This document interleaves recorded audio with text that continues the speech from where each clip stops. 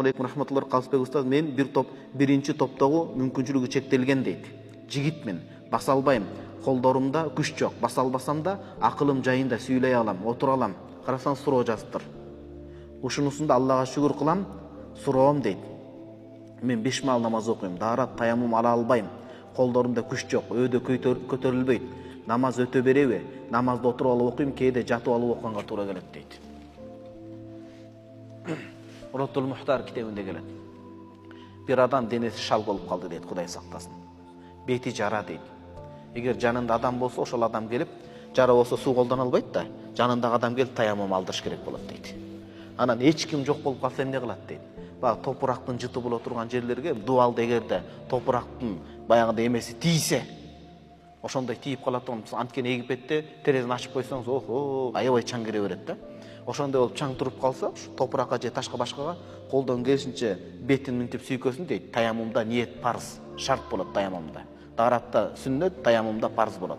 Анан бетин ошол жерге минтип сүйкөсүн, колу эми кыймылдабайт да, колдон келишинче бир аз жанагы нерсеге мындай кылып ташка же жанагы чаң нерсеге минтип тийгизин аракет кылсын, башка эч ким жок болсо. Ошентип анан намаз окусун дейт. Ротул Мухтарда айтат. Анткени Куранда аят бар: «Ла юкаллифуллаху нафсан илля усаха», Аллах күчү жетпеген нерсени жумшабайт дейт. Шариат эреже бар: «Иннамат таклифу биқадрил уса», ошол моюнга жүктөлгөн шариаттын жүгү абалга жараша болот дейт. Мунун абалы ошол. Атүгүл мен сизге кызыгын айтайын, илим ишиңер. Имам Абу Ханифа рахимахуллах бул өзгөчө уникалдуу факих болгон, чоң алым болгон. Айтат: «Бирөөнүн кудурети буга кудуретпи же кудурет эмеспи?» дейт. Элбей алса колубуту чектелип мүмкүнчүлүгү. Бирөө таямум алдырыш керекпи же бирөөнүн эметпей эле жанагындай ишке өзү барабы?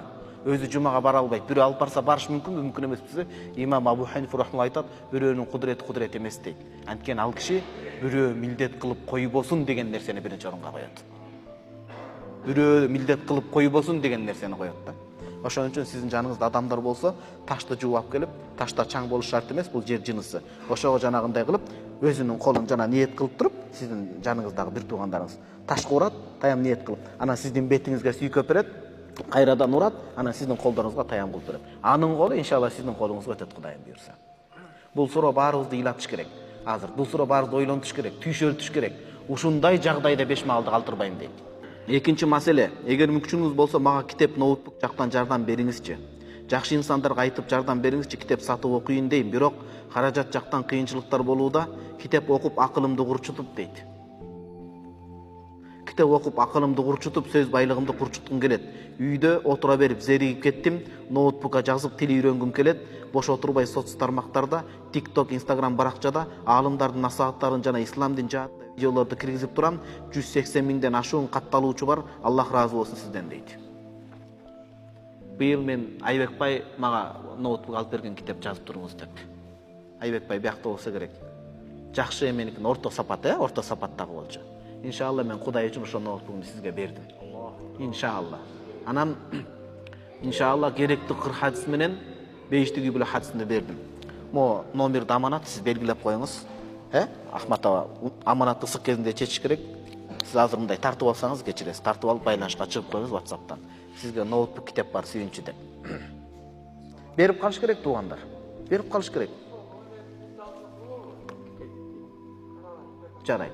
Бирок таксырым жакшылык кылганда өзүңүз жакшы билесиз. Бирок ошентсе да бир эскертип коюн, эч бир милдет кылуу жок, жеке пайда жок, жамаатка тартуу жок, Кудай үчүн. Сиздин ким экениңизди дагы билбесе болду. Бул киши менен байланышып коюңуз, Бирок иншалла мен өзүмдүн ноутбугумду берем, Кудайым буйрса. Берип калыш керек тууган, дүйнө кайтарылып келет. Кудай үчүн берсе, Кудай 10 эсе берет. Биз Кудай менен соодалашканды билбейбиз да. Кудай берешендикти сүйөт. Өзгөчө молдолордун берешендигин. Анан өзү ушундай унааларды теп, таксырлар ушул мечитте десең, Кудайга жакпайсың да тууган. Биринчи сен чыгар өзү.